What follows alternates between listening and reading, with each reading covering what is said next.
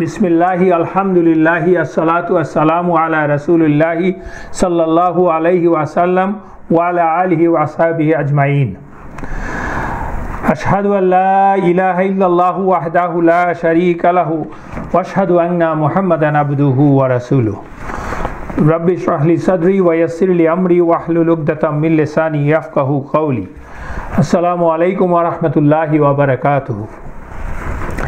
तो आपनादेरके आजके 56 सीरा सेशने आमंत्रण जानाচ্ছি। আমরা এখন বদরের যুদ্ধ এবং তার ঘটনা বলি, তার থেকে আমাদের শিক্ষা কি হওয়া উচিত, কি নিতে পারি আমরা, এবং আল্লাহ সুবহানাহু ওয়া তাআলা কি কি নাজিল করেছেন এই বিষয়গুলি নিয়ে আলোচনা করছি। লাস্ট ক্লাসে আমরা যেটা আলোচনা করেছিলাম সেটা হচ্ছে মূলত সকল ধরনের প্রিপারেশন দুই পক্ষেরই মোটামুটি নেয়ার পরে সবাই যুদ্ধের ময়দানে কুরাইশরা এবং মুসলমানরা আসলেন। কুরাইশরা আক্রমণ শুরু করে দিয়েছে এবং রাসূলুল্লাহ সাল্লাল্লাহু আলাইহি সাল্লাম তখন প্রতি আক্রমণের জন্য সাহাবাদেরকে নির্দেশ দিলেন। উনি নির্দেশ দেওয়ার আগে 54 নম্বর সূরাতে যে আয়াতটি আছে সেই আয়াতের একটি অংশ পাঠ করলেন। সায়ুহজামু জামউ ওয়া ইউওয়াল্লুনা দুবুর, ওদের দল পরাজিত হবে, ওরা পিঠ টান দেবে। তো this is basically sign, a signal or a indication from Allah that they will be defeated. Don't worry, go and face them. Excuse me. যখন সাহাবারা রাসূলুল্লাহ সাল্লাল্লাহু আলাইহি ওয়াসাল্লামের নেতৃত্বে ওদের যুদ্ধের মুখোমুখি হলেন, আল্লাহ তার মিরাকলের দ্বার খুলে দিলেন, রহমতের দ্বার খুলে দিলেন একে একে। Eventually they were defeated and they were defeated decisively. তো এখন আমরা ইনশাআল্লাহ আমরা আরো কিছু ঘটনার কথা বলবো যেখানে বীরত্বের কথা আছে,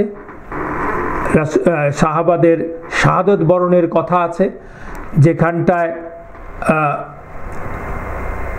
কিছু হৃদয় বিদারক ঘটনা আছে বাবা এবং ছেলের সাথে, দুই ক্যাম্পে বাবা এবং ছেলের মাঝে।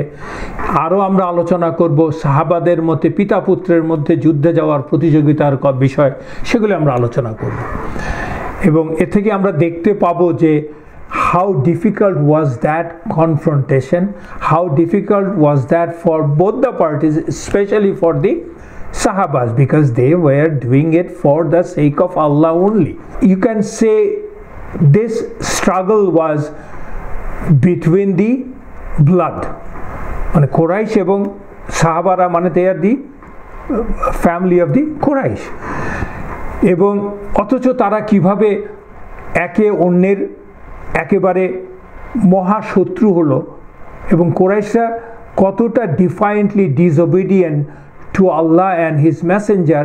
That is the reason Allah actually in Quran, when Allah is using the word kafir in most of the places, the kafir Allah actually meant most of the places that the people, those who after all the proofs they defied the message and the messenger, and not only that they fought the message and the messenger, তারাই হচ্ছে কাফের। not all the disbelievers are কাফের। এটা নিয়ে হয়তো ফিকি আলোচনা আছে, আরো গভীরের আলোচনা আছে। আমি যেটা বললাম আপনাকে আমার বোধ থেকে বললাম, এবং সেটা বিখ্যাত আলেমদের ওলামাদের এক্সপ্লানেশন অনুযায়ী বললাম।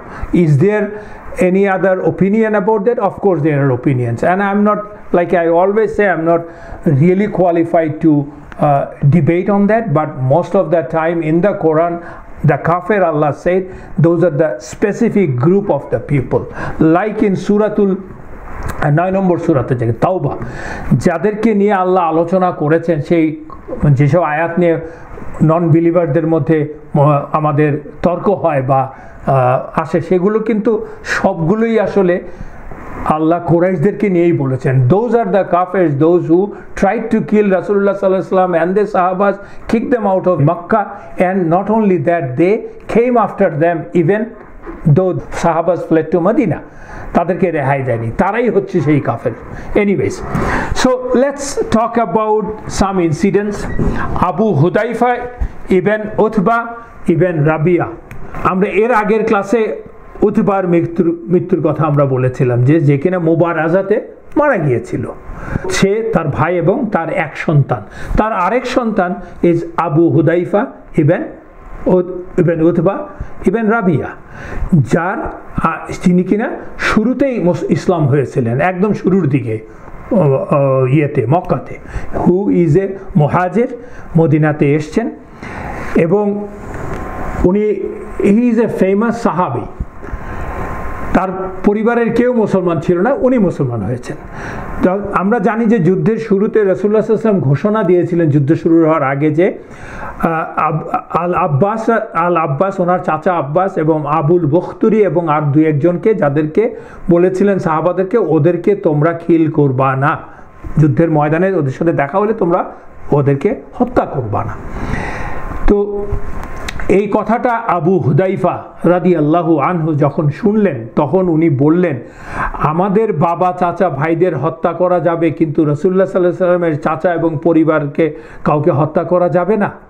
মানে he didn't like that statement, because he didn't understand. কিন্তু আমি যদি আব্বাসকে দেখি, I'll kill him, সে এই স্টেটমেন্টটা দিল, which is basically he is disobeying Rasulullah sallallahu alaihi wasallam, which is a major sin.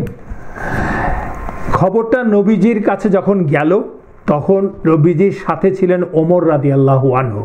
তখন ওমর রাদিয়াল্লাহু আনহুকে নবীজি বললেন, ইয়া Omar, will the fate of the prophet be struck with the sword?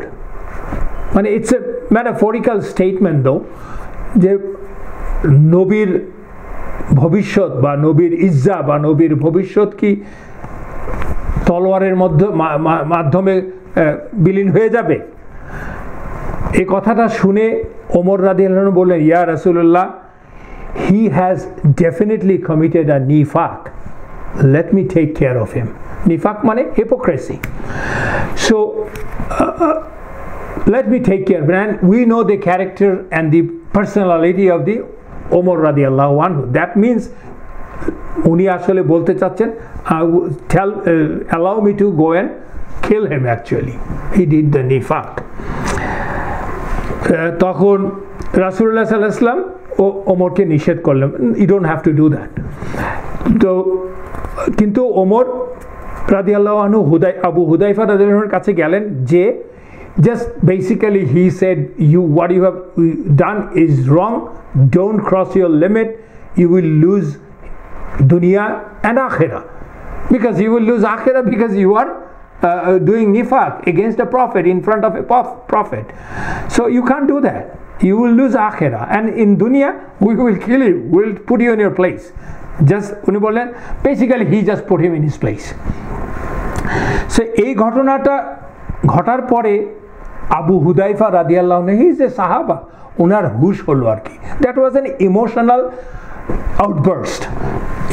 Outburst হয়েছিল, এবং সে কিন্তু বুঝে গেল।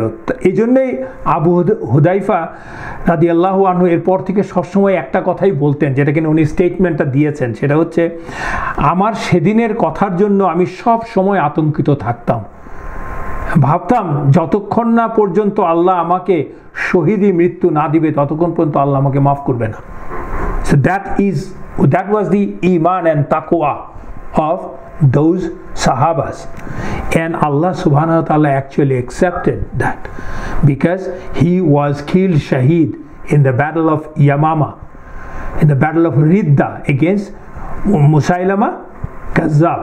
আমরা এর আগে এক সময় একটু আলোচনা করেছিলাম, যেটা হয়েছিল আসলে আবু বকর রাদিয়াল্লাহু আনহুর খোলাফার সময়। তো সেখানে মারা গিয়েছিল। কিন্তু যুদ্ধ শেষে যখন সাহাবারা, আমরা সেই আলোচনা ডিটেল পরে বলবো, কুরাইশদের মৃতদেরকে নিয়ে এক কূপের মধ্যে জড়ো করছিল, কারণ ওরা মারা গিয়েছিল প্রায় 70+। তখন ওদেরকে ড্র্যাগ করে নিয়ে যাচ্ছিল, কারণ তখন আর ড্র্যাগ করা ছাড়া তো কোনো উপায় নেই, ড্র্যাগ করে নিয়ে যাচ্ছিল। তখন তার বাবার লাশ দেখে he was very sad, because of course তার বাবা at the end of the day.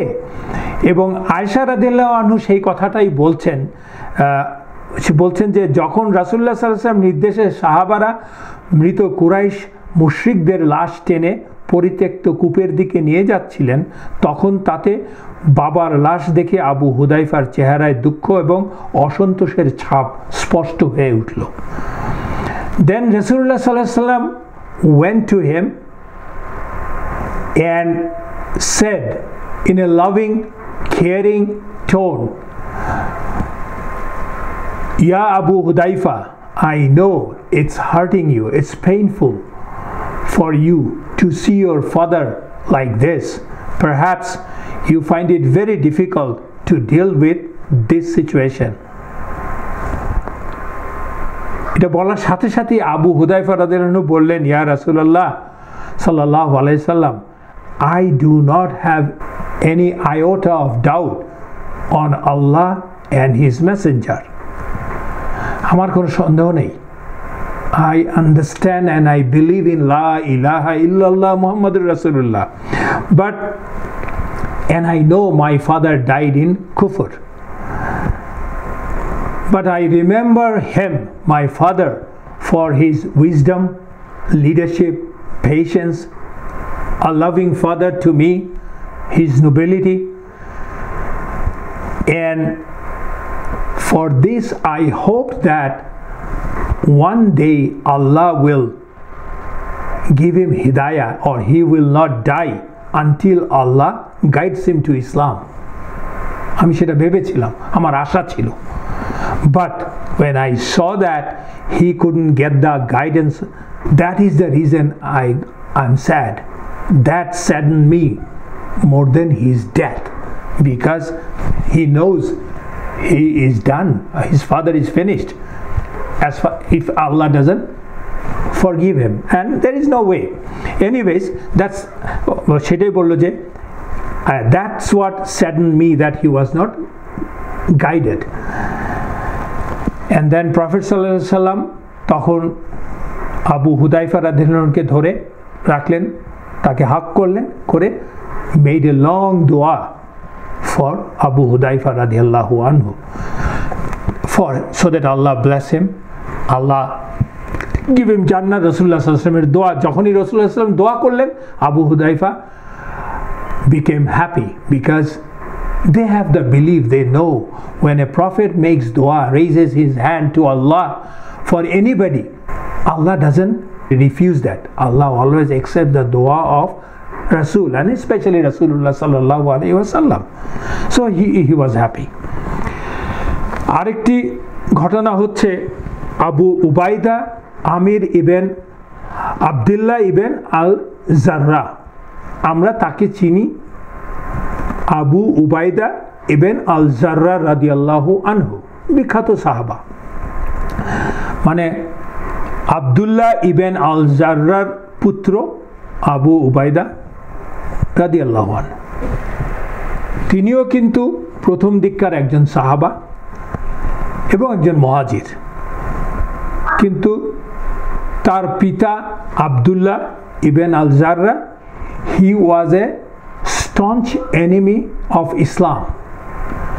He was so adamant, he was so dead against Islam that even he wanted to basically kill his own son. নিজের সন্তানকে পর্যন্ত সে মেরে ফেলতে চেয়েছে, because he became Muslim. So he is the person. তো কি হলো, এই ব্যাপারটা সত্যিকার অর্থে রূপ নিল ওই বদরের যুদ্ধের দিন। পুত্র হচ্ছে মুসলমান সাহাবা, রাসূলুল্লাহ সাল্লাল্লাহু আলাইহি ওয়াসাল্লাম দলে থেকে যুদ্ধ করছে, আর পিতা হচ্ছে মুশরিক এন্ড কাফের অ্যাকচুয়ালি। এবং সে যখনই সে তার ছেলেকে দেখছে যুদ্ধের ময়দানে, তখনই তাকে অ্যাটাক করার জন্য বাবা এগিয়ে যাচ্ছে, চেষ্টা করছে, আর বাবাকে এড়িয়ে যেতে চাচ্ছে ছেলে। He doesn't want to face his father because he understands the commandment of Allah that if even your parents are non-Muslim, you don't disobey them, you love them, except in one thing, La ilaha illallah. No compromise in that. Other than that, you must obey. You must not hurt them. তো সেটা তো সে জানে, কিন্তু বাবা তো মুশরিক, সেটা বুঝতে পারছে না। সেজন্য সে কিন্তু অ্যাভয়েড করার চেষ্টা করছে বাবাকে। At one point in time, যুদ্ধের ময়দান সেটা, ওর বাবা অতর্কিতে তাকে আক্রমণ করতে উদ্যত হলো, মানে আক্রমণ করবে তার তরবারি দিয়ে। And automatically he wanted to save himself, so he counter attack and his father died. যখন বাবা মরে গেল তখন লোকেরা, অন্য সাহাবারা সহ বলতে লাগলো তাকে বাবার খুনি, and that was unbearable for him. On top of everything, তাকে সবাই অ্যাকিউজ করছে যে he killed his father, but he wanted to defend himself, and it was real bad for him. তখনই আল্লাহ সুবহানাহু ওয়া তাআলা এই ঘটনার পরিপ্রেক্ষিতে 58 নম্বর সূরার 22 নম্বর আয়াত নাজিল করলেন। সূরা মুজাদিলা, সে বিখ্যাত সূরা যার আয়াত সংখ্যাই হচ্ছে 22 নম্বর আয়াতটাতে নাজিল করলেন। আমরা একটু আয়াতটা পড়ার চেষ্টা করি ইনশাআল্লাহ। আউযু বিল্লাহি মিনাশ শাইতানির রাজিম, বিসমিল্লাহির রহমানির রহিম।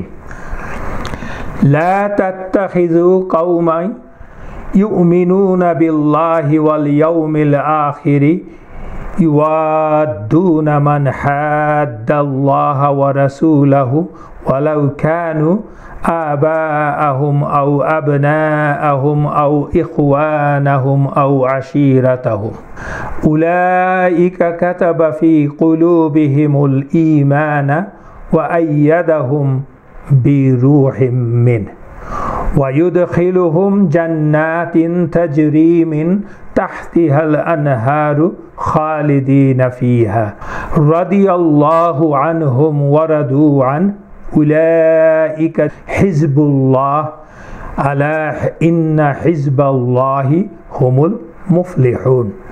আল্লাহ বলছেন যে তুমি, you will not find, লা তাজিদু কওমান, you will not find a group of people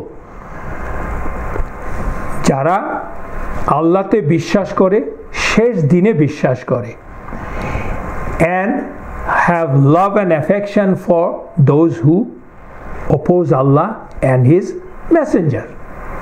তোমরা এমন কোনো লোক, গ্রুপ অফ পিপল পাবে না যারা আল্লাহ এবং শেষ দিনে বিশ্বাস করে, তাদের মধ্যে থেকে যারা oppose Allah and his messenger, even if they were their, এইখানে হচ্ছে crux of the matter, even if they were their fathers, their sons, their brothers and their close relative, kinders, এবং এরাই হচ্ছে তারা যাদের অন্তরে আল্লাহ ঈমান লিখে দিয়েছেন, কাতাবাল্লাহ, মানে ডিক্রি করে দিয়েছেন ঈমান, এবং তার পক্ষ থেকে, তার আল্লাহর পক্ষ থেকে রূহ দিয়ে তাকে শক্তিশালী করেছেন। আল্লাহ হিমসেলফ ফ্রম হিজ রূহ তাদেরকে ঈমান শক্তিশালী করেছেন। তিনি তাদের প্রবেশ করাবেন এমন জান্নাত যার নিচ দিয়ে ঝর্ণা দ্বারা প্রবাহিত হচ্ছে, যেখানে তারা স্থায়ী হবে, they will be there forever, আবাদা। এবং আল্লাহ তাদের প্রতি সন্তুষ্ট হয়েছেন, রাদিয়াল্লাহু আনহু ওয়া রাদু আন, তারাও আল্লাহর প্রতি সন্তুষ্ট হয়েছেন। এরাই হচ্ছে হিজবাল্লাহ, আল্লাহর দল। এবং জেনে রাখো, নো দ্যাট, নিশ্চয়ই আল্লাহর দলই হবে সফল কাম, মানে মুফলিহুন, সাকসেসফুল। আর এই প্রেক্ষিতে নাজিল করার কথাটা মানে হলো কি, যে বাবাকে যে হত্যা করলো, আল্লাহ made his heart even firmer. So whatever happened, that happened for the sake of Allah. আল্লাহ সুবহানাহু ওয়া তাআলা এই সিমিলার টাইপের আয়াত নাজিল করেছেন, যেমন ধরুন সূরাতুল ইমরানের 28 নম্বর আয়াত, লা ইয়াত্তাখিযুল মুমিনুনাল কাফিরিনা আউলিয়া মিন দুনিল মুমিনিন, don't take disbelievers as allies, awliya, rather than the believers. believer ছাড়া অন্য কাউকে তুমি allies হিসেবে নাও। আউলিয়া আমি আগের ক্লাসে বলেছি, it's not friend. Auliya is a helping, supporting, যার কাছ থেকে আপনি সাপোর্ট আশা করেন এবং দেয়, আমি সেটাকেই বলছি। and you can compromise things for that, depend on him rather than depending on anybody else, even Allah. Those are the awliya. وَمَنْ يَفْعَلْ ذَلِكَ فَلَيْسَ مِنَ اللَّهِ فِي شَيْءٍ إِلَّا أَنْ تَتَّقُوا مِنْهُمْ تُقَاتٍ وَيُحَذِّرُكُمُ اللَّهُ نَفْسَهُ وَإِلَى اللَّهِ الْمَصِيرُ। আল্লাহ তারপরে বলছেন, and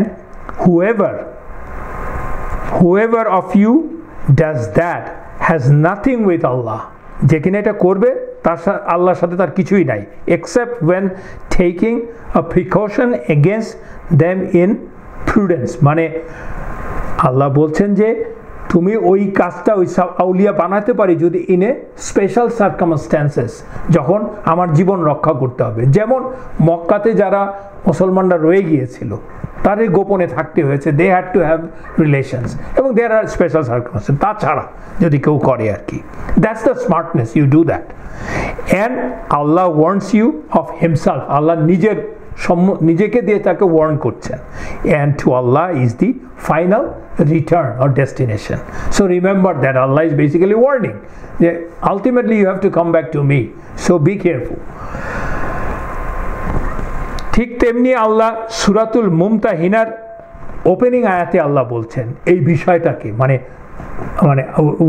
why I am trying to give you the ayat, not to explain the ayat but referring the ayat, because explanation of these ayat are very deep. You have to read those ayat এবং the paragraphs of those surahs. So মুমতাহিনাতে যেটা বলছেন আল্লাহ, আউযু বিল্লাহি মিনাশ শাইতানির রাজিম, বিসমিল্লাহির রাহমানির রহিম। يا أيها الذين آمنوا لا تتخذوا عدوي وعدوكم أولياء تلقون إليهم بالمودة وقد كفروا بما جاءكم من الحق يخرجون الرسول وإياكم إن تؤمنوا بالله ربكم إن كنتم خرجتم جهادا في سبيلي وابتغاء مرضات تسرون إليهم بالمودة وأنا أعلم بما أخفيتم وما أعلنتم ومن يفعله منكم فقد ضل سواء السبيل। আল্লাহ বলছেন যে ও who you believe, don't take লা তাত্তাখিজু আদু, the enemy, ওয়া আদু ওয়াকুম, মানে আল্লাহর এনিমি এবং তোমাদের এনিমি, as আউলিয়া, as the protecting friend, and extending to them your love and affection while they have disbelieved in what came to you of truth, having driven out the prophet and yourselves because you believe in Allah and Lord. খেয়াল করে দেখেন, বলছে তোমাকে এবং তোমার প্রফেটকে যারা বের করে দিয়েছে তাদেরকে তুমি আউলিয়া হিসেবে নিও না। কারণটা হচ্ছে they are fighting their own blood. কেন at one point in time আপনাকে আপনার ঘর থেকে আপনার পিতা বের করে দিয়েছে, doesn't mean that you will fight him, you will go back. আপনার পিতাও আপনাকে মাফ করে দিবেন, but this is not the case. এইখানটায় পিতা তো পুত্রকে মাফ করছে না। There are a lot of incidents, মানে this is a very complicated psychological and emotional equation, যে equation is not balanced. আল্লাহ সেইগুলো মানুষের সাইকোলজি তো আল্লাহই ভালো জানেন। আল্লাহ is the creator of that psychology, that emotion. So Allah is explaining that. Who is the better explainer of those emotions? Allah, only Allah. সেজন্য বলছেন যে if you have come out for জিহাদ in my cause and seeking means to my approval take them not as friends. আল্লাহ বলছেন, ও ইমানদারগণ, তোমরা আমার ও তোমাদের শত্রুদেরকে বন্ধুরূপে গ্রহণ করো না, বা করে তাদের প্রতি ভালোবাসা প্রদর্শন করো না, অথচ তোমাদের কাছে যে সত্য এসেছে তা তারা অস্বীকার করেছে এবং রাসূলকেও তোমাদেরকে বের করে দিয়েছে এজন্য যে তোমরা তোমাদের রব আল্লাহর প্রতি ঈমান এনেছো। তোমরা যদি আমার পথে সংগ্রাম ও আমার সন্তুষ্টির সন্ধানে বের হও, সংগ্রাম মানে জিহাদ, তবে কাফেরদেরকে বন্ধুরূপে গ্রহণ করো না। তোমরা গোপনে তাদের সাথে বন্ধুত্ব প্রকাশ করো, অথচ তোমরা যা গোপন করো, যা প্রকাশ করো তা আমরা জানি। তোমাদের মধ্যে যে এমন করবে সে সরল পথ থেকে বিচ্যুত হবে। ঠিক একই বাণী আল্লাহ সুবহানাহু ওয়া তাআলা দিচ্ছেন সূরাতুন নিসার 144 নম্বর আয়াতে, ইয়া আইয়ুহাল্লাযীনা আমানু লা তাত্তাখিযুল কাফিরিনা আউলিয়া মিন দুনিল মুমিনিন। আল্লাহ বলছেন, O those who you believe, do not take the kafirs, disbelievers, as your awliya besides min dunihi mu'minin, beside the mu'min, mu'min ছাড়া ওদেরকে নিও না। aturiduna an taj'alu lillahi alaykum sultanan mubina। আল্লাহ বলছেন যে, do you wish to give Allah against yourself a clear case? মানে তুমি এটা করে তো আল্লাহ তোমার নিজের বিরুদ্ধে আল্লাহকে একটা ক্লিয়ার কেস দিচ্ছ, সেটাই আল্লাহ বারবার বলা হচ্ছে আর কি। ইভেন ইন সূরাতুত তাওবাতেও 24 নম্বর আয়াতে ওই একই কথা বলা আছে। সো আমি এতগুলো আয়াতের কথা উল্লেখ করলাম, আরও অনেক আয়াত আছে। বলার পিছনে কারণ হচ্ছে যে আলটিমেট লয়্যালটি ইজ টু আল্লাহ সুবহানাহু ওয়া তাআলা only. Every other loyalty is conditional to that loyalty. Allah loyalty সাথে conflict করবে, that's, you just forget about that. Doesn't matter who is that. সেটা আপনার আইডিওলজি হতে পারে, আপনার প্যারেন্টস হতে পারে, আপনার সন্তান হতে পারে, এবং আপনার জাতি হতে পারে, সব যে কোনো কিছু, it doesn't matter. This is the basic rule of Islam actually, or you can say basis of Islam. আরেকটি ঘটনা হচ্ছে হারিতা ইবন সুরাকা রাদিয়াল্লাহু আনহু এর শাহাদাত বরণের কথা আমরা বলবো। আনাস রাদিয়াল্লাহু আনহু থেকে বর্ণনা করা আছে, উনি বলছেন, ইন দ্য ডে অফ বদর হারিতা রাদিয়াল্লাহু আনহু আ ইয়াং ল্যাড ডাইড শাহিদ। যখন মারা গেল শহীদ হিসাবে, পরে তার মা নবীজির কাছে গিয়ে বললেন যুদ্ধের পরে, ইয়া রাসূলুল্লাহ সাল্লাল্লাহু আলাইহি ওয়াসাল্লাম, আপনি তো জানেন হারিতা আমার কাছে কি, ও যদি জান্নাতে গিয়ে থাকে আমি ধৈর্য ধারণ করে আল্লাহর পুরস্কারের জন্য অপেক্ষা করব। তাহলে আমার কোনো কথা নাই, আমি ধৈর্য ধারণ করব। নাহলে সে ধৈর্য ধারণ করতে পারছে না তার ছেলের মৃত্যুতে, এটা হচ্ছে মায়ের আকুতি। আর তা যদি না হয় তাহলে আপনি দেখবেন আমি কি করি, মানে I don't know what I'll do actually. তখন নবীজি বললেন, ও হারিতার মা, তোমার কি হলো? তুমি কি সব বুদ্ধি বিবেচনা হারিয়ে ফেললে? এটা তো শুধু একটি জান্নাত নয়, জান্নাত মানে তো গার্ডেন, এটা তো একটি জান্নাত নয়, অনেক জান্নাত পাবে সে, and he is indeed in the জান্নাতুল ফেরদাউস, বুখারীতে এসেছে। আরেকটা স্টোরি হচ্ছে আবুল বখতরি, আমরা শুরুতেই বলেছিলাম আবুল বখতরি ইবন হাশেম, তাকে মারতে হত্যা করতে নিষেধ করেছিলেন রাসূলুল্লাহ সাল্লাল্লাহু আলাইহি ওয়াসাল্লাম, আমরা একটু আগেই বলেছি। যুদ্ধের ময়দানে যখন আবুল বখতরির সাথে দেখা হলো আল মুজদির ইবন জিয়াদ রাদিয়াল্লাহু আনহু, হি ইজ অ্যান আনসারি।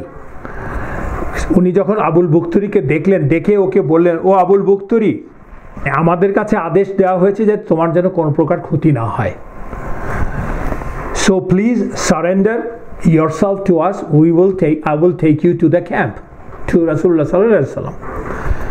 তখন আবুল বখতুরি বলল, তাহলে আমার বন্ধুর কি হবে? তার সাথে তার বন্ধু ছিল। তাহলে আল মুনজির রাদিয়াল্লাহু আনহু বললেন, I don't know, we are not being commanded for that, rest we will fight them out, তার সাথে আমাদের ফাইট হবে, because he came to fight us. Then Abul বখতুরি বলল, no, in that case I'm not gonna surrender, it's not gonna happen, because I don't want one thing, ওরা বীরের জাতি তো, এবং ওই ব্যাপারে ওরা অ্যারোগেন্ট, যে কুরাইশদের মহিলারা আমাকে নিয়ে কথা বলবে যে আমি আমার নিজেকে রক্ষা করেছি at the expense of my friend, and this is a humiliation and it will go for generations. I don't want that, I can't live with that. বলেই সে সাহাবাদের উপর আক্রমণে ঝাঁপিয়ে পড়লো, and ঝাঁপিয়ে পড়া মানে হচ্ছে there is a fight and both of them were killed, because সাহাবারা এদের চেয়ে অনেক বেশি ছিল ওই জায়গাটাতে, and they were killed. ওদের তারপরে যিনি ওকে হত্যা করলেন ওই আবুল বখতুরিকে, উনি রাসূলুল্লাহ সাল্লাল্লাহু আলাইহি ওয়াসাল্লামের কাছে যে রিপোর্ট করলেন ব্যাপারটা, বিকজ তাকে তো রিপোর্ট করতে হবে, এবং বললেন যে ইয়া রাসূলুল্লাহ সাল্লাল্লাহু আলাইহি ওয়াসাল্লাম, I didn't have any intention to kill him, I wanted to save him. রাসূলুল্লাহ সাল্লাল্লাহু আলাইহি ওয়াসাল্লাম বললেন, it's not your fault, so you are being excused. আরেকটি ঘটনা ইবন হাজার বর্ণনা করছেন। Ibn Hajar, he is a late scholar, আমরা অনেকেই ওনার নাম জানি। উনি বর্ণনা করছেন যে মুসলমানরা যখন বদরের যাওয়ার জন্য তৈরি হচ্ছিল, তখন সাদ ইবেন খাইতামা রাদিয়াল্লাহু আনহু, সাদ ইবেন খাইতামা রাদিয়াল্লাহু আনহু এবং তার বাবা দুজন দ্বন্দ্বে পড়ে গেলেন, দুজনের মধ্যে কনফিউশন শুরু হলো, কে যাবে আর কে থাকবে, because one for their circumstance was that one has to stay back to look after the house hold. সেজন্য ওনারা দ্বন্দ্বে পড়ে গেলেন, কে যাবে আর কে থাকবে। এই জন্য ওনারা ভাগ্য পরীক্ষা নামলেন, মানে দে ড্রু লটস। তাতে নাম উঠল তার পুত্রের, মানে সাদ ইবেন খাইতামার রাদিয়াল্লাহু আনহুর নাম উঠল। তখন তিনি নবীজির সাথে বদরের উদ্দেশ্যে রওনা দিলেন। যখন রওনা দিচ্ছে তখন বাবা তার ছেলেকে বলছে, তুমি যদি আজকে আমাকে সুযোগটা দাও তাহলে ভালো হয়, বিকজ মানে you are young man, you will have lot of opportunities জিহাদে যাওয়ার। তো সাদ তখন বাবাকে বললেন, বাবা এটা যদি জান্নাত ছাড়া অন্য কিছুর জন্য হতো আমি অবশ্যই তোমাকে এই সুযোগ দিয়ে দিতাম। And Saad went to Badr and he died as Shaheed in the battle. And his father, Khaytama, radiyallahu anhu, he didn't have to wait for long because he also died Shaheed in Battle of Uhud in the next year. কথাটা এই জিনিসটা এই বর্ণনা আসার পিছনে কারণ হচ্ছে ওই স্টেটমেন্টটা। সাদ যে বলছেন, বাবা এটা যদি জান্নাত ছাড়া অন্য কিছু হতো আমি অবশ্যই তোমাকে এই সুযোগ দিয়ে দিতাম। দুই সাহাবা, বাবা এবং পুত্র, definitely his son is very obedient son, he knows how to respect his father, he knows how, because it is the commandment of Allah and রাসূলুল্লাহ সাল্লাল্লাহু আলাইহি ওয়াসাল্লাম, বাবার প্রতি কতটা অনুগত হতে হবে। কিন্তু জান্নাতের ব্যাপারে there is no choice, because if you know what is Jannah then you don't compromise with anything. That's what it is. So যুদ্ধ শেষ হয়ে গেল, বদরের মানে ইয়েরা পালানো শুরু করলো কুরাইশ বাহিনী। তখন শেষ হয়ে যাওয়ার পর যুদ্ধের এই যুদ্ধ বিজয়ের সুসংবাদ দিয়ে রাসূলুল্লাহ সাল্লাল্লাহু আলাইহি ওয়াসাল্লাম আব্দুল্লাহ ইবনে রাওয়াহা রাদিয়াল্লাহু আনহু এবং যায়েদ ইবনে হারিতা রাদিয়াল্লাহু আনহুকে সুসংবাদ দিয়ে মদিনায় পাঠালেন। ওনারা চলে গেল মদিনায়। ওনারা মদিনায় যাওয়ার পথে এবং মদিনায় গিয়ে কি কি ঘটলো, we will talk about that later on ইনশাআল্লাহ। Let's come back to the battlefield of Badr. তখন রাসূলুল্লাহ সাল্লাল্লাহু আলাইহি ওয়াসাল্লাম তো সাহাবাদেরকে, যুদ্ধ শেষ হয়ে গেছে, রিগ্রুপ করা, অর্গানাইজ করা আর্মি, মুসলিম আর্মিকে, এবং সেটা শুরু করলেন এবং সাহাবাদেরকে বললেন, we will stay in the Badr, we will stay in the field of Badr for 3 more nights or 3 more days. And that was the sunnah of Rasulullah sallallahu alaihi wasallam. We know it from Anas ibn Malik radhiyallahu anhu report করেছেন that Abu Talha radhiyallahu anhu said, যখন নবীজি কোনো যুদ্ধে বিজয়ী হতেন তিনি ওই যুদ্ধের ময়দানে 3 রাত অবস্থান করতেন। বুখারীতে এসেছে। তা কেন রাসূলুল্লাহ সাল্লাল্লাহু আলাইহি সাল্লাম 3 রাত বা 3 দিন যুদ্ধ বিজয়ের পরে যুদ্ধের ময়দানে অবস্থান করতেন, এ নিয়ে একটা অ্যানালাইসিস বা এর কারণগুলো আমরা একটু খতিয়ে দেখার চেষ্টা করি। ফার্স্ট অফ, যুদ্ধ যে শেষ হয়েছে এটা নিশ্চিত করতে হবে, ডান, মানে শত্রু পরাজিত হয়েছে, যুদ্ধ শেষ, মানে কোনো কারণে আবার আক্রমণ হচ্ছে না।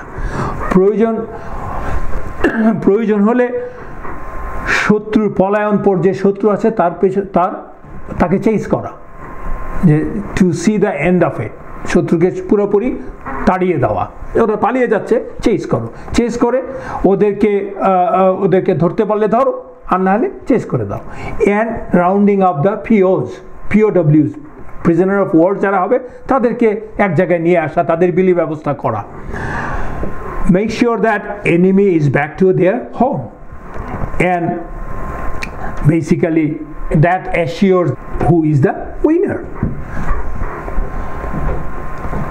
আর কারণ হচ্ছে to make sure that all the Muslims শাহিদস are buried on the battle field.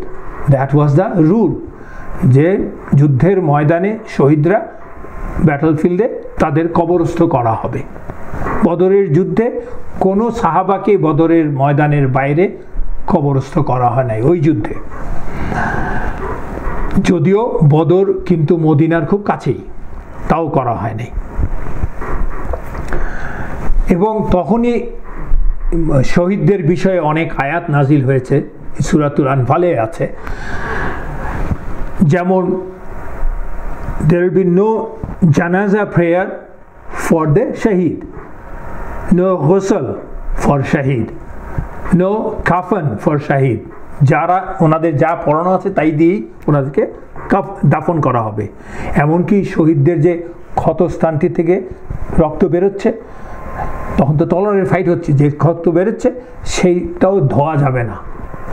এবং রাসূলুল্লাহ সাল্লাল্লাহু আলাইহি ওয়াসাল্লামের এই বিষয়ে একটি হাদিস আছে, on the day of judgment the shaheed will be resurrected as he died.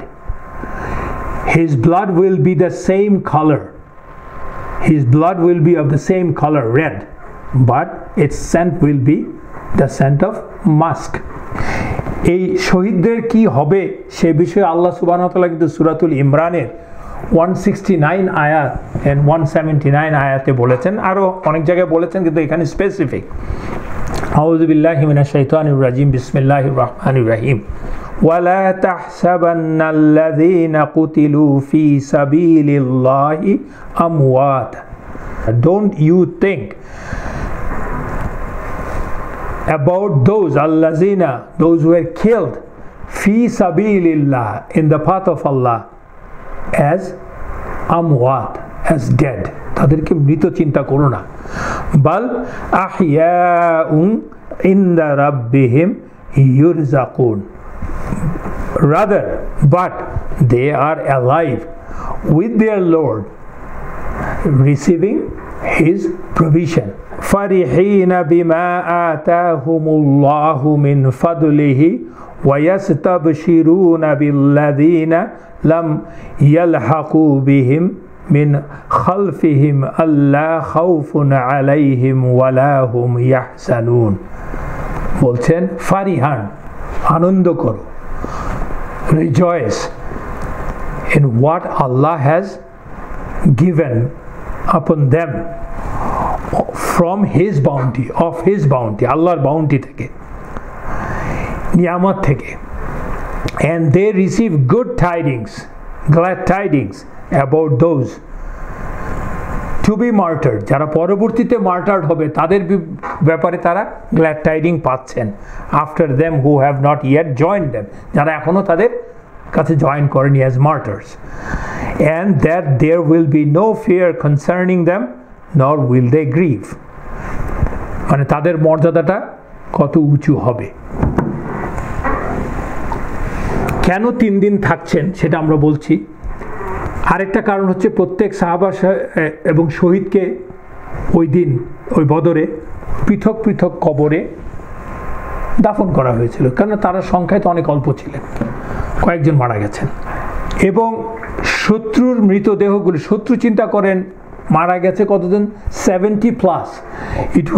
It was very difficult for 315+ sahabas, those who are tired after that fight, and মানে যেটাকে বলে আপনার উত্তেজনা সব কিছু মিলিয়ে যুদ্ধের পরে তাদের ওই 70 জন লোককে দাফন ব্যবস্থা করা ওয়াজ ডিফিকাল্ট। এবং প্রথমে তাদেরকে চিহ্নিত করতে হলো, তাদেরকে এক জায়গায় জড়ো করতে হলো, তারপরে তাদের সৎকার করতে হবে, এবং শত্রুর মধ্যে যারা আহত হয়েছে তাদেরকে ট্রিটমেন্ট দিতে হবে, এবং তাদের মৃতদেহগুলোকে ইভেনচুয়ালি পরিত্যক্ত যে কূপ ছিল সেখানে ফেলে দেওয়া হলো, মানে নিয়ে ফেলা হলো, এবং তা বালি দিয়ে ঢেকে দেওয়া হলো, কবর দেওয়া হলো একসাথে। কেবলমাত্র আমরা আগের 2 ক্লাস আগে পড়েছিলাম উমাইয়া ইবনে খালাফের মৃতদেহকে নেওয়া যাচ্ছিল না, ওই যে বেলাল রাদিয়াল্লাহু আনহুর সাথে যেই কনফ্রন্টেশনটা হলো, নেওয়া যাচ্ছিল না বিকজ ওটা ডিকে করা শুরু হয়ে গেছে খুব দ্রুত। দ্যাটস দ্য কুদরা of Allah on the stones and pebbles। তো ওটা ছাড়া যেহেতু পচে গিয়েছিল, দো দে ওয়ার কুফার এনিমিজ, ওদের মৃত্যুর পরে বেসিক মিনিমাম যে রেসপেক্ট টু দ্য ডেড রাসূলুল্লাহ সাল্লাল্লাহু আলাইহি ওয়াসাল্লাম এবং সাহাবারা দিয়েছেন ওদেরকে, দে টুক কেয়ার অফ দেম। কারণ 70 জনকে তো আলাদা আলাদা কবর দেওয়া যাবে না, ইটস ডিফিকাল্ট, এবং পৃথিবীর কোথাও এরকম করা হয় না, এবং তখন তো নাই, তখন যারা পরাজিত হতো তাদের যে কী অবস্থা হতো সেটা তো বোঝেনি। ওই পিওডব্লিউর বিষয়গুলো এবং তাদের এই যে স্ট্যান্ডার্ড ট্রিটমেন্ট, এগুলো অনেক পরে এসছে, আধুনিক সমাজ ব্যবস্থায় এসছে। আর কারণ হচ্ছে to make sure that the spoils of the war, যে গনিমা পাওয়া গেল আর কালেক্টর, এগুলি তো কালেক্ট করতে হবে। 1000 লোক এসছিল সৈন্য, ওরা 1000 সৈন্য এসছে, তারা পালিয়ে গেছে, তাদের তো সবই পড়ে আছে। 1000 সৈন্যের জিনিসপত্র, তাদের উট নিয়ে আসছিল 1000 খানেক, নানান কিছু নিয়ে আসছিল, তো সেগুলোকে তো ম্যানেজ করতে হবে, সেগুলোকে এক জায়গায় কালেক্ট করবে এবং সেগুলোকে ডিস্ট্রিবিউশনের ব্যবস্থা করতে হবে, যেটা আবার আল্লাহর আইন অনুযায়ী করতে হবে, কারণ তখন আল্লাহর আইন চালু মানে আসতেছে, ওই মাঠেই আসতেছে কীভাবে গনিমা ডিস্ট্রিবিউট করা হবে। তো ওর জন্য কাউকে না কাউকে রাসূলুল্লাহ সাল্লাল্লাহু আলাইহি ওয়াসাল্লাম অ্যাসাইন করে যে who will manage that thing. On that day রাসূলুল্লাহ সাল্লাল্লাহু আলাইহি ওয়াসাল্লাম যাকে অ্যাসাইন করেছিলেন তার নাম হচ্ছে আব্দুল্লাহ ইবনে কাব আল আনসারি রাদিয়াল্লাহু আনহু, যিনি কিনা বনু মাজিন গোত্রের ছিলেন, আনসারের।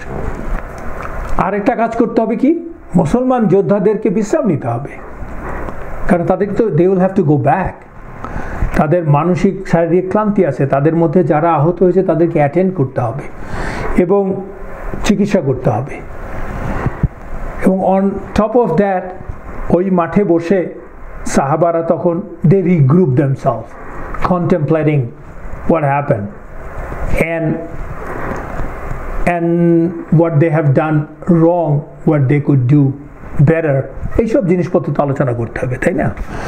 তো এবং what are the mistakes and what they have achieved eventually। তো এখন আমরা একটা ব্রেক নেই, ইনশাআল্লাহ আমরা শুরু করি।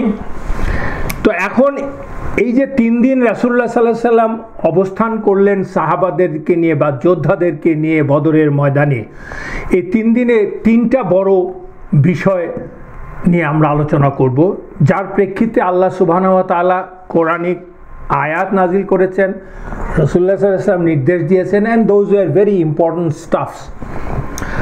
1 নম্বর হচ্ছে যখন কিনা সবাইকে রিগ্রুপ করে ইভেনচুয়ালি রাসূলুল্লাহ সাল্লাল্লাহু আলাইহি ওয়াসাল্লাম যাত্রা করলেন মদিনার দিকে, তখন যাওয়ার পথে হি সাল্লাল্লাহু আলাইহি সাল্লাম স্টপড বাই দ্য ওয়েল, যেখানটায় 70 জন কুরাইশদেরকে কবরস্থ করা হয়েছিল বা সমাহিত করা হয়েছিল, সেইখানটায় সেই কূপের পাশে দাঁড়ালেন। এসে দাঁড়িয়ে উনি খুব ইমোশনাল কিছু কথা বললেন ওই মৃতদের উদ্দেশ্যে। বললেন, তোমরা নিশ্চয়ই তোমাদের নবীর পাপী আত্মীয়, অশুভ আত্মীয়। তোমরা আমাকে অবিশ্বাস করেছো যখন অন্যরা আমাতে বিশ্বাস এনেছে। তোমরা আমাকে ত্যাগ করেছো যখন অন্যরা আমাকে সাহায্য করেছে। তোমরা আমাকে মক্কা থেকে বের করে দিয়েছো যখন অন্যরা আমাকে আশ্রয় দিয়েছে। এই বর্ণনাটা আছে জাদ আল মাদ ইবন আল কাইয়িমের বইয়ে। এবং এরপরে এই কথা বলেই রাসূলুল্লাহ সাল্লাল্লাহু আলাইহি ওয়াসাল্লাম he started calling out especially the leaders and the elites, those who were in that well as dead, তাদের নাম ধরে উনি বলা শুরু করলেন, ও উতবা ইবেন রাবিয়া, ও শাইবা ইবেন রাবিয়া, ও উমাইয়া ইবেন খালাফ, ও আবু জাহেল ইবেন হিশাম, ও so and so, have you found what your Rob has promised to you to be true? Know that as for me, I have found the promise of Allah to be true. তখন নবীজির এই কথা শুনে ওমর রাদিয়াল্লাহু আনহু সাথে সাথেই বলে উঠলেন, ইয়া রাসূলুল্লাহ, আপনি কিভাবে লাশের সাথে কথা বলেন? যাদের প্রাণ নেই, যাদের দেহে পচন ধরে গেছে, তাদের সাথে আপনি কিভাবে কথা বলেন? প্রফেট সাল্লাল্লাহু আলাইহি সাল্লাম বললেন যে, যার হাতে আমার জীবন, আমি তার নামে বলছি, আমি যা বলছি তা এখন তুমি ওদের চেয়ে বেশি শুনছো না। আমি যা বলছি এখন তুমি ওদের চেয়ে বেশি শুনছো না। ওমর রাদিয়াল্লাহু আনহুকে বলছেন, পার্থক্য কেবল ওরা আমার প্রশ্নের জবাব দিতে সক্ষম না। বুখারী এবং মুসলিমে এই হাদিসটা আছে। It's a very strong statement. আপনার রাসূলুল্লাহ সাল্লাল্লাহু আলাইহি ওয়াসাল্লামের উত্তরটা খেয়াল রাখেন, ওমর রাদিয়াল্লাহু আনহুর কথাটা খেয়াল রাখেন। সেটা উনি বলছেন, ইয়া রাসূলুল্লাহ, আপনি লাশের সাথে কিভাবে কথা বলছেন? ওদের তো লাশে পচন ধরে গেছে। আর রাসূলুল্লাহ সাল্লাল্লাহু আলাইহি ওয়াসাল্লাম বলছেন, যার হাতে আমার জীবন, মানে আল্লাহর নামে বলছেন, আমি এখন যা বলছি এই মুহূর্তে ওরা, তুমি ওদের চেয়ে বেশি শুনছো না। কিন্তু পার্থক্য হচ্ছে ওরা উত্তর দিতে পারছে না। তো এই বিষয়ে পরবর্তীতে কাতাদা অ্যানালাইজ করে বলছেন যে আল্লাহ সুবহানাহু ওয়া তাআলা ওদেরকে তখন জীবন ফিরিয়ে দিয়েছে যাতে ওরা রাসূলুল্লাহ সাল্লাল্লাহু আলাইহি ওয়াসাল্লামের কথা শুনতে পারে। কেন? এই কথার মধ্যে যে তিরস্কার ছিল, অপমান ছিল, এবং ওদের যে শাস্তির, আরো বৃহত্তর শাস্তির যে স্পষ্ট বার্তা ছিল, যার ফলে ওদের দুঃখ, শোক এবং অনুশোচনা আরো বেড়ে গেছিল, সেটাই আল্লাহ চাচ্ছিলেন এবং আল্লাহ কুদরতটা দেখাতেও চাচ্ছিলেন। কারণ এর জন্যই তো বদরের যুদ্ধ। এটা that was A miracle from Allah. That is this statement is also gathered in Bukhari. এখন এর থেকে বিরাট ডিবেট এবং আলোচনা আছে, মৃতরা কি জীবিতদের শুনতে পায় কিনা।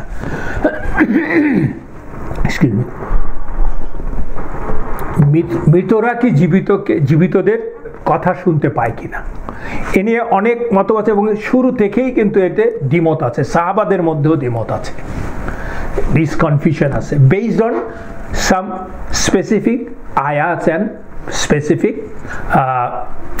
হাদিস, স্পেশালি হাদিস, মানে আন্ডারস্ট্যান্ডিং এর বিষয় আর কি এটা। স্পেশালি বদরের যুদ্ধে এই ঘটনাটা, এই উক্তি রাসূলুল্লাহ সাল্লাল্লাহু আলাইহি ওয়াসাল্লামের এবং ওমর রাদিয়াল্লাহু আনহু এবং রাসূলুল্লাহ সাল্লাল্লাহু আলাইহি ওয়াসাল্লামের কথোপকথন এবং রাসূলুল্লাহ সাল্লাল্লাহু আলাইহি ওয়াসাল্লামের এই কথন, এই ঘটনাটার উপর করেই কিন্তু মূলত শুরু হয়েছে এই কথাটা। এবং এ প্রসঙ্গে আমরা এখন দেখলাম কি, আমরা যারা কিনা, যেমন আব্দুল্লাহ ইবেন ওমর, মানে ওমর রাদিয়াল্লাহু আনহুর সন্তান, বিখ্যাত সাহাবা, উনি বলছেন, yes, the person in the grave can hear when someone visits the grave. Also the person will be punished by hearing the wailing of their living relatives. মানে ওয়েলিং তো আমরা বুঝি, মাতম করা যাকে বলে আর কি। কেউ মারা গেল, হয়তো বলছে আমার আল্লাহ তুমি চোখে দেখলা না, আমার পোলাটা নিয়ে গেলা, আমার এখন কি হবে, আমি কি নিয়ে বাঁচবো, আমার সন্তান চলে গেল, আমার বাপ চলে গেল, আমার স্বামী চলে গেল, স্ত্রী চলে গেল, এই যে মাতম করা। কারণ আল্লাহ মানে মানে মানে basically at one point it's a কুফর, ডিসবিলিভে দাঁড়ায় যায়। মানে আল্লাহ ইজ দ্য প্রোটেক্টর, রাইট? সে ওয়েলিংটা নিষেধ, কান্না করা নিষেধ না, ওয়েলিংটা নিষেধ। আবার আয়েশা রাদিয়াল্লাহু আনহা, mother of the believers, who knows more than a lot of sahabas, উনি বলছেন no, the dead can't hear the person living alive outside the grave। এবং উনি আরো বললেন, তোমরা কি কোরআন পড়ো নাই? সূরা ফাতির এর 22 নম্বর আয়াতে আল্লাহ বলছেন, ওয়ামা আনতা বিমুসমিইন মান ফিল কুবুর, তুমি কবরে শায়িতদের শোনাতে সক্ষম হবে না। এই যে আয়াতটা কি তোমরা পড়ো নাই? আমরা যদি এই আয়াতটা যে সূরা ফাতিরের, মানে সূরা ফাতির হচ্ছে 35 নম্বর সূরা, তার 22 নম্বর আয়াতটা যদি দেখি, আয়াতটাতে আল্লাহ কি বলছেন, আসলে আয়াতটা কি। ইনফ্যাক্ট এই আয়াতের আগের আরও 18 নম্বর আয়াত থেকে আল্লাহ এই ব্যাপারটা এক্সপ্লেন করছেন। আমি ওই পুরাটুকু পড়বো না, শুধু আমি জিসটুকু বলছি যে 18 নম্বর আয়াত থেকে বলছেন, আল্লাহ বলছেন যে কোনো no bearer of the burdens will bear the burden of another, মানে অন্যের বোঝা কেউ যে বার্ডেন বিয়ার করছে সে অন্যের কোনো বার্ডেন নেবে না। এবং কোনো ভারাক্রান্ত ব্যক্তি যদি তার বোঝা বহনের জন্য অন্য কাউকে ডাকে, তবে তার বোঝার কোনো অংশই বহন করা হবে না, যদিও সে আত্মীয় হয়। আত্মীয় হলেও, আপনজন হলেও আমার বোঝা কেউ বহন করতে পারবে না। তুমি কেবল তাদেরকেই সতর্ক করবে যারা তাদের রবকে না দেখে ভয় করে এবং সালাত কায়েম করে। আর যে ব্যক্তি পরিশুদ্ধি অর্জন করে সে নিজের জন্যই পরিশুদ্ধি অর্জন করে এবং আল্লাহর কাছে প্রত্যাবর্তন করবে, রিটার্ন হবে আল্লাহর কাছেই। ওয়া ইলাল লাহিল মাসির।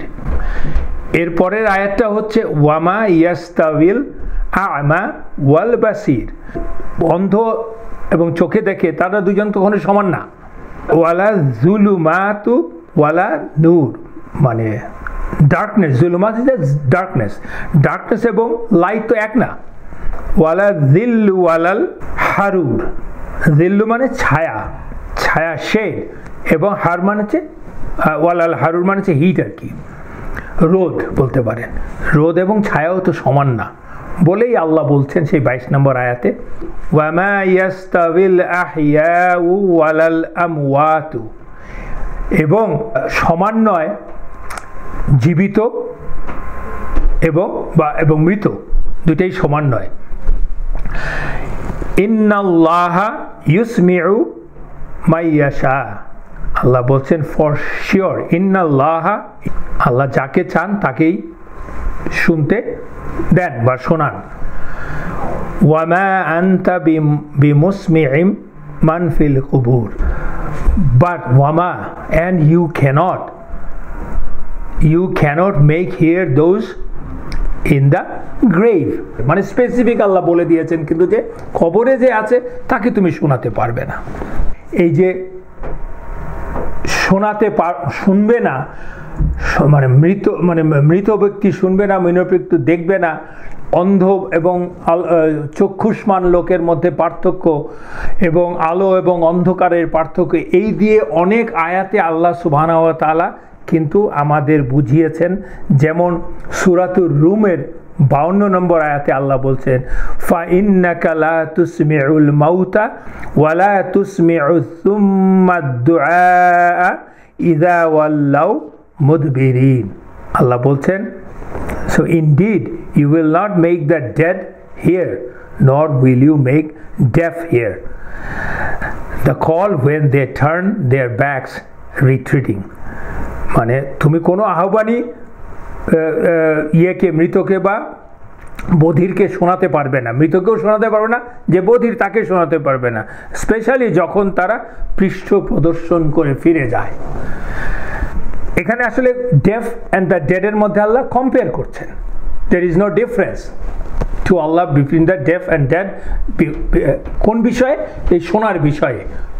ঠিক তেমনি সূরাতুন নামলের 80 নম্বর আয়াতও আল্লাহ কিন্তু বলছেন, ইন্নাকা লা তুসমিউল মাউতা ওয়ালা তুসমিউস সুম্মুদ দুআ ইযা ওয়াল্লাউ মুদবিরিন। আল্লাহ বলছেন, for sure you can't make hear the dead মাউতা ওয়ালা তুসমিউ, এবং শোনাতে পারবে না আসুম্মু, যে কিনা বধির, ডেফ। কি শোনাবে? বা ইয়োর কল আর দোয়া, তুমি যা বলবে ডাকবে সেটা সে শুনবে না। ইযা ওয়াল্লাউ মুদবিরিন, যখন ওরা they will turn their backs. এবং পরের আয়াতে আল্লাহ বলছেন, and you cannot guide the blind away from their error, and you will only make hear those who believe in our verses, so they are submitting to Allah, that is Muslim. So এই কয়েকটা আয়াতের কথা বললাম, তাতে থেকে বোঝা যাচ্ছে কোরআনের ভাষা অনুযায়ী যে it seems more or less clear that dead can't hear, মৃত লোক শুনবে না, it's clear, but there are hadith, এবং সেখান থেকে শুরু হয়েছে ডিফারেন্স অফ ওপিনিয়ন। সে হাদিসগুলো কি আমরা অনেকেই জানি, এই হাদিসগুলো, তবু আমরা এই আলোচনার স্বার্থে রিপিট করছি। যেমন বুখারী এবং মুসলিমের এই হাদিসটির কথা বলা আছে, রাসূলুল্লাহ সাল্লাল্লাহু আলাইহি সাল্লাম একদিন হি ভিজিটেড বাকি আল গারকাত, যেটা আমরা জান্নাতুল বাকি বলে বলি আর কি, মদিনার কবরস্থান। এবং ওখানে যে উনি বলেন, আসসালামু আলাইকুম ইয়া আহলাল কাউমুল মুসলিমিনা ওয়াল কুবুর, কবরের মুসলমানদের প্রতি রাসূলুল্লাহ সাল্লাল্লাহু আলাইহি সাল্লাম সালাম দিচ্ছেন। এটার এক্সপ্লেনেশনগুলি আমরা পরে আসছি আর কি, আমরা উল্লেখ করছি হাদিসটা কি। এবং আরেকটা আখেরাত সম্বন্ধে রাসূলুল্লাহ সাল্লাল্লাহু আলাইহি ওয়াসাল্লামের একটি লং হাদিস আছে বুখারীতে, এবং লং, ভেরি লং হাদিস। এটার মধ্যে সব বর্ণনা আছে, তার একটা অংশ হচ্ছে এই বিষয়টা নিয়ে। সেই বিষয়টা হচ্ছে রাসূলুল্লাহ সাল্লাল্লাহু আলাইহি ওয়াসাল্লাম বলছেন, আ person in the grave here's the footsteps of those who have come to bury him when they return. যখন ফেরত যায় তাদের ফুটস্টেপ সে শুনতে পারে, কবরের লোকজন যারা তাকে কবর দিয়ে ফেরত যাচ্ছে তাদের ফুটস্টেপ। আরেকটা হাদিস হচ্ছে which is a মুতাওয়াত্তির হাদিস, রাসূলুল্লাহ সাল্লাল্লাহু আলাইহি ওয়াসাল্লাম বলছেন, whoever sends salam upon me, Allah will send an angel to tell me that so and so have sent salam upon me. আরেকটি হাদিস আছে, যে হাদিসটা অনেকেই উল্লেখ করেন, যে হাদিসটা উল্লেখ করলে আর কোনো কথা থাকে না, but that hadith is weak, not only weak, it's basically some say it's fabricated, and it is not mentioned in the 6 major books of hadith. সেই হাদিসটা হচ্ছে, কেউ যদি কোনো কবরের পাশ দিয়ে যায়, যার কবরবাসীকে সে আগে চিনত, এবং তার প্রতি যদি সে সালাম পাঠায়, তাইলে গ্রেভে যে আছে সে রেকগনাইজ করবে সেই সালাম, অ্যান্ড সে সালামের উত্তর দেবে। So though it's a very clear thing, but that hadith doesn't have the authenticity. আরেকটা স্টেটমেন্ট হচ্ছে যে, বা ওয়াসিয়াত আছে, আমর ইবনে আল আস রাদিয়াল্লাহু আনহু, আমরা ইজ এ ফেমাস সাহাবা, উনি মৃত্যুর সময় ওনার ছেলেদেরকে ডেকে বললেন যে, তোমরা যখন আমাকে কবর দেবে, কবর দেওয়ার পরে stay in front of my grave for a time. যেই টাইমটা হচ্ছে, it takes to slaughter an animal and distribute its meat. একটা পশু জবাই করে তার মিটকে ডিস্ট্রিবিউট করতে যতক্ষণ সময় লাগবে ততক্ষণ তুমি থাকবে। তো in that time they had a standard time. তার থেকে বোঝাই যায় যে একটা হয়, যে কোনো একটা উট হতে পারে বা একটা আপনার দুম্বা হতে পারে, কোনটা জবাই দিলে কতক্ষণ লাগে এটা সবাই ওরা জানে, একটা আন্দাজ আছে টাইমের, because they didn't have watch, right? এরপরে বলছেন, because your presence will calm me down until I'm come and recollected. মানে যেটাকে বলছেন উনি বেসিক্যালি, তোমরা যদি থাকো তাহলে আমি মনে সাহস পাবো, আমি শান্ত হব, এবং যতক্ষণ পর্যন্ত ওই সময়ের মধ্যেই মুনকার নাকির আসলে আমি তাদেরকে তার সেই উত্তর দিতে আমি পারবো, সেটা সে বলতে চাচ্ছেন। But it is his own statement. So এর থেকে বোঝা যাচ্ছে এই সাহাবা নিজেও দাবি বোঝেন যে মানুষ কবরে শুনতে পায়। So there are two groups, already আমরা বুঝে কয়েকজনের নাম তো পেয়েই গেলাম। তো ওয়ান গ্রুপ নিয়ে আমরা প্রথমে বলি, যে যারা বলছে dead can hear the visitors. সেই গ্রুপটা, তাদের লজিক কি? তাদের এই দলের মধ্যে আমরা কি পেলাম? ইবেন ওমর তো আছেই, তারপরে আমার ইবেন আস রাদিয়াল্লাহু আনহু উনিও আছেন, এছাড়া আছেন বিখ্যাত ওলামারা ইবেন হাজম, ইমাম নাওয়ী, সুয়ুতি, ইবেন কাতির, ইবেন তাইমি, ইবেন কাইয়িম, আরও অনেকে এরকম আছেন। ওনাদের কথা হচ্ছে ওই সেই প্রথম হাদিসটা, যে রাসূলুল্লাহ সাল্লাল্লাহু আলাইহি ওয়াসাল্লাম কবরের পাশে দাঁড়িয়ে ওদের নাম ধরে ডাকলেন, এবং ওমর রাদিয়াল্লাহু আনহু যখন বললেন তখন উনি বললেন ওরা শুনতে পাচ্ছে, ওমর তুমি যা শুনছো তার চেয়ে ভালো শুনতে পাচ্ছে, কিন্তু ওইখানে একটা শব্দ ব্যবহার করছেন এখন এই মুহূর্তে, সেটা ওনারা আমলে আনেন নাই আর কি। কিন্তু কোরআনের যে আয়াতগুলি সেগুলিকে ওনারা কিভাবে ব্যাখ্যা করছেন? ওনাদের ব্যাখ্যার প্রসেসটাই হচ্ছে একটা, যে এই যে শোনা কথাটা, আল্লাহ যেহেতু আমি আপনাদেরকে কয়েকটা আয়াত আমি পড়েছি যে শোনাটাকে ইমানের সাথে জড়িত করেছেন। আল্লাহ বলেছেন যে কিনা অন্ধ আর যে কিনা দৃষ্টিমান তার সে তো এক না, এখানে বোঝানো হচ্ছে ইমানের বিষয়টা, ইসলামের সব বিষয়, যে কিনা বধির আর যে কিনা মৃত সে এক, তাকে শোনাতে তুমি পারবে না, কারণ হচ্ছে এটা ইমানের বিষয়টা, ওনারা সেটা দিয়ে এমফাসাইজ দিচ্ছেন। ঠিক সেই জন্যই ওনারা সূরাতুন নামলের 81 আয়াতটা, আর তুমি অন্ধদেরকে তাদের ভ্রষ্টতা থেকে হিদায়াতকারী নও, and you cannot guide the blind away from their error, you will only make hear those who believe in our verses, or so they are submitting to Allah, they are the Muslims। এই অ্যানালজিটার উপরে depend করে ওনাদের বক্তব্য, মানে যারা ইসলাম follow করবে তাদেরকে বলা হচ্ছে। ঠিক তেমনি তারা বলছেন যে সূরাতুন নামলের 80 নম্বর আয়াতের যে আল মাউতার কথা বলা হয়েছে, সেটা হচ্ছে এই মাউতাকে বলা, আল্লাহ বলছেন না যে they are physically dead, that this death is spiritual death.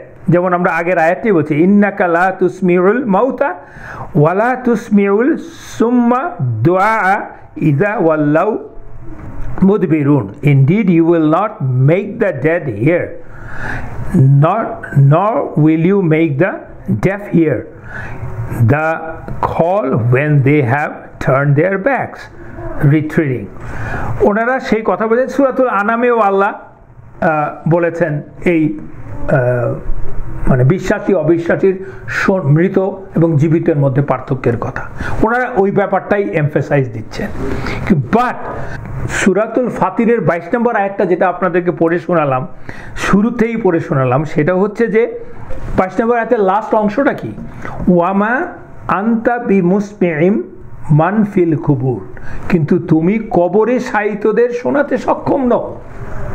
এটাতে স্পেসিফিক একটা আয়াত আল্লাহ বলে দিচ্ছেন, কিন্তু ওনারা সেইটাকে বলতে চাচ্ছেন, মৃতকে বলতে চাচ্ছেন আসলে those who are dead spiritually, এই হচ্ছে ওনাদের যুক্তি। But those who say that dead can't hear the living, তাদের কথা হচ্ছে খুব স্পষ্ট। তারা বলছেন যে তাদের মধ্যে তো আয়েশা রাদিয়াল্লাহু আনহার কথা বললাম, ওমর রাদিয়াল্লাহু আনহু আছে, কাতাদা নিজে আছেন তার কথা বললাম, বাইহাক্কি আছে, ইবেন জাউজি আছে, ইবেন খুদামা, শাওকানি এবং ইবেন আলবানি উনিও আছেন, আরও অনেক আছে, অনেক, আমরা কয়েকজনের নাম উল্লেখ করলাম। তাদের এক্সপ্লেনেশন হচ্ছে যে তারা বলছেন yes, disbelievers, kafirs are called dead, that's true, আল্লাহ বলছেন তাদেরকে। বাট ইন দি আয়া ফাতির 22 তাতে বললাম সে না, আল্লাহ তো স্পষ্ট ভাষায় বলে দিচ্ছেন যারা কবরে আছে তাদেরকে তুমি শোনাতে পারবে না। So those are not the same.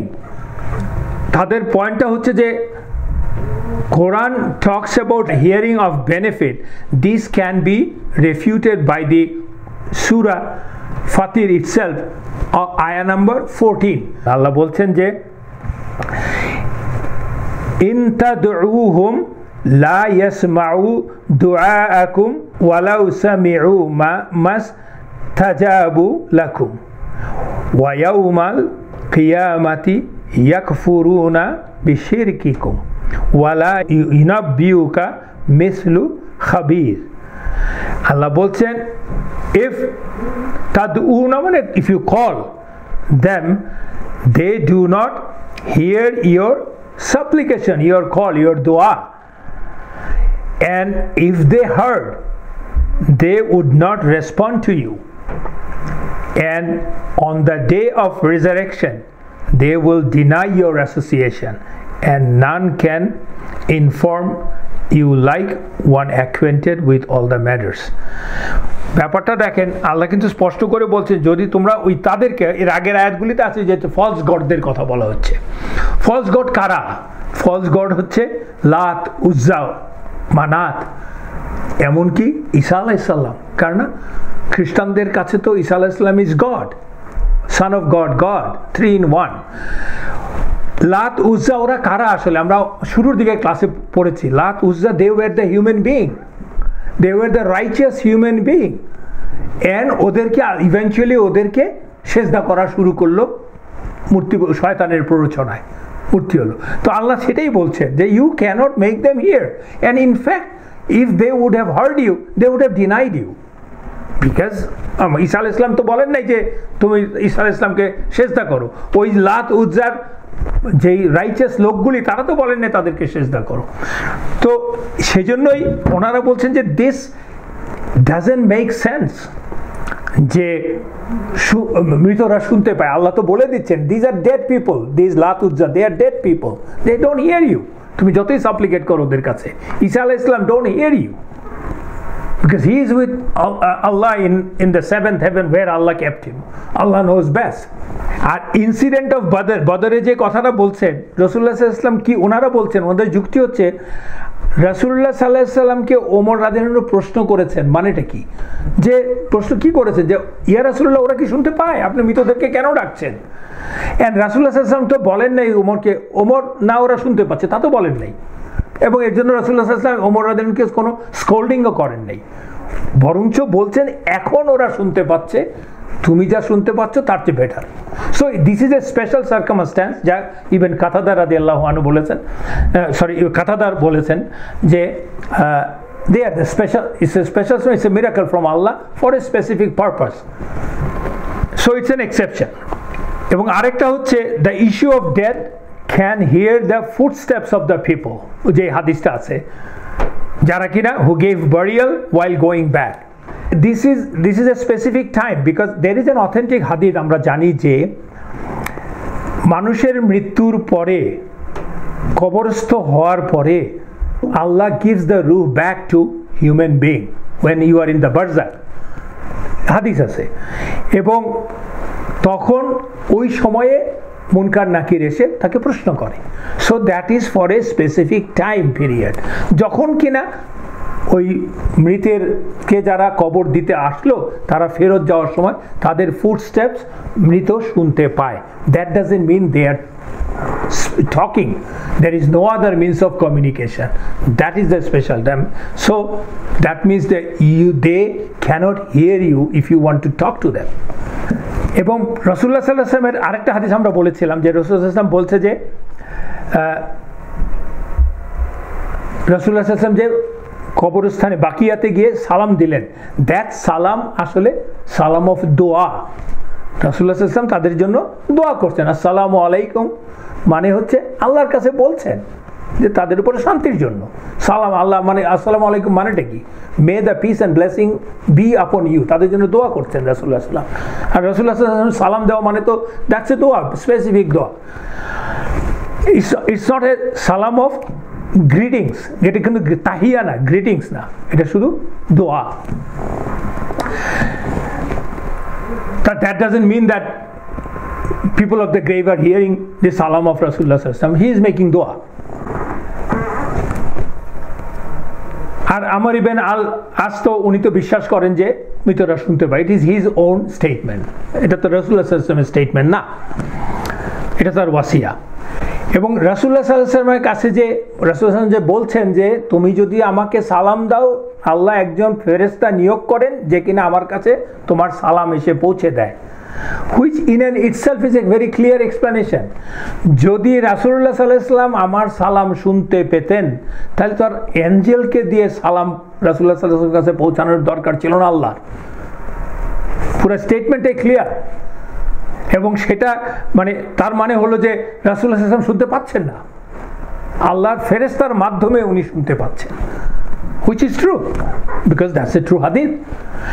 And that আরেকটা জিনিস আছে ওখান থেকে যে আমরা ইচ্ছা করলে যেখানে বসেই রাসূলুল্লাহ সাল্লাল্লাহু আলাইহি ওয়াসাল্লামকে যে সালাম বলি সেটা উনি পৌঁছে যাবে, বিকজ উনি বলছেন আল্লাহ নিয়োগ দেয়। সেটা আল্লাহ নিয়োগ দেওয়া মানে হচ্ছে এঞ্জেলকে নিয়োগ দেওয়া মানে কি, যেখানে থাকি সেখান থেকে ফেরেশতা দিবে। আমরা অনেক সময় বলি না ভাই আপনি মদিনায় যাচ্ছেন, রাসূলুল্লাহ সাল্লাল্লাহু আলাইহি ওয়াসাল্লাম দরবারে আমার সালাম পৌঁছায় দিয়েন। Probably that's too much of a stress, because if I say salam and Allah is the all hearing and all knowing, and Allah has taken the responsibility to send it to Rasulullah sallallahu alaihi wasallam, because Rasulullah sallallahu alaihi wasallam is dead, there is no doubt about it, because Allah said it in Quran very clearly. এই কথাটা আমরা বললাম কারণ হচ্ছে কি না বললেও চলতো, এইটুকু আমরা উত্থাপন করলাম কারণ এই নিয়ে অনেক আলোচনা আমরা শুনতে পাই, অনেক প্রশ্ন আসে, but at the end of the day এই আলোচনা it has got a theoretical একটা কনভারসেশন, থিওরিটিক্যাল ভ্যালু আছে। আদারওয়াইজ ফর মাই আকিদা অ্যান্ড লিভিং প্রবাবলি খুব বেশি রিফ্লেক্ট করুন, খুব বেশি importance in a sense it doesn't really affect me that much. আর ওইগুলির সূত্র ধরে ডেভিয়েট হতে হতে মানুষ দেখা যায় কবরের কাছে যে মানুষ কারো কাছে মানুষ চাচ্ছে, মাজারে যাচ্ছে, ইভেন রাসূলুল্লাহ সাল্লাল্লাহু আলাইহি ওয়াসাল্লামের কবরের কাছে যেও চাচ্ছে, হুইচ ইজ এ শিরক। You do not ask to anybody other than Allah, period, if you read the Quran. Simple. So next হচ্ছে আপনার spoils of war. আমার মনে হয় spoils of war এ আমরা আর যাব না আজকে, আমার মনে হয় আমরা এখানটাই শেষ করি। যদি আপনাদের কোনো প্রশ্ন থাকে ইনশাআল্লাহ I will try to address. Please go ahead. আমার একটা প্রশ্ন আছে, আসলে ওই যেহেতু আমরা সালাম দিই, তো এই সালাম দেওয়াটার এই যে বললাম সালাম দেওয়াটাই হচ্ছে আসলে উই আর মেকিং দোয়া for the people of the grave. রাসূলুল্লাহ সাল্লাল্লাহু আলাইহি ওয়াসাল্লাম যেটা করলেন আসসালামু আলাইকুম, মানেটা কি? May the peace and blessing of Allah be upon you, মানে দোয়া করলাম, আল্লাহর কাছে চাইলাম। সালাম কিন্তু is one of the great দোয়া অ্যাকচুয়ালি। আমি তোমাকে জীবিত অবস্থায় যখন আমি তোমাকে সালাম দিলাম আসলে কি বললাম? আসসালামু আলাইকুম ওয়া রাহমাতুল্লাহি ওয়া বারাকাতুহু, রহমা এবং বারাকা ব্লেসিং সব আল্লাহ তোমার উপরে বর্ষণ করুক বা দেখ, মানে এটা আমি আল্লাহর কাছে চাইছি যাতে তোমার উপরে আল্লাহ দেয়। সেটা তার মানে this is the best thing one can ask for one of my brother. তুমি সেটা শুনলা কি না শুনলা আমি ঘরে বসেও করতে পারি। যেমন আরেকটি হাদিস আছে যে অনুপস্থিত ভাইয়ের জন্য দোয়া করা ইজ ইভেন বেটার, বিকজ আমি যা দোয়া করলাম সেটা আল্লাহ, there is the probability of success of the dua is more, আল্লাহ তো তাকে সেটা দেবেন, সেই সাথে আমাকেও আল্লাহ বেটার কিছু দেবেন। সো দোয়া can be done from anywhere. আল্লাহু আলম। আর কেউ আছেন কিনা? একই লাইনে বলছেন যে কারো প্রেজেন্সে দোয়া করা লাগবে নট নেসেসারি, আমি আমার ভাইয়ের জন্য ঘরে বসে দোয়া করতে পারি। রাইট। এখন ইফ সালাম ইজ এ ফর্ম অফ দোয়া, তাহলে আমি তোরে কেমন কেমনে সালাম দিব আমার পাশে? সালামের কিন্তু দুইটা পার্ট, একটা হচ্ছে দোয়া আর একটা হচ্ছে তাহিয়া, গ্রিটিংস, দুইটাই কিন্তু সালাম। তো ভার্বালি অর ফিজিক্যালি আমি তাহলে কিভাবে করব? সেটাই আমি বলছি, যেহেতু সালামের দুটো অ্যাকশন, দুটো কাজ, একটা হচ্ছে দোয়া আর একটা হচ্ছে গ্রিটিংস, তাহিয়া। তো আমাকে যদি কেউ গ্রিটিংস দিতে চায় বা আমি যদি কাউকে গ্রিটিংস দিতে চাই তাহলে তো সেটা শুনতে হবে, নাহলে আমি গ্রিটিংটা দিব কেমনে? আর আমি যদি কারোর জন্য দোয়া করতে চাই, he doesn't have to here that, এই হচ্ছে পার্থক্যটা। এখন আমার মনের উদ্দেশ্য আমি কি করতে চাই। তাহলে শেষ করছি, সুবহানাকা আল্লাহুম্মা ওয়া বিহামদিকা আশহাদু আল্লা ইলাহা ইল্লা আনতা ওয়া আস্তাগফিরুকা ওয়া আতুবু ইলাইক। আসসালামু আলাইকুম ওয়া রাহমাতুল্লাহি ওয়া বারাকাতুহু।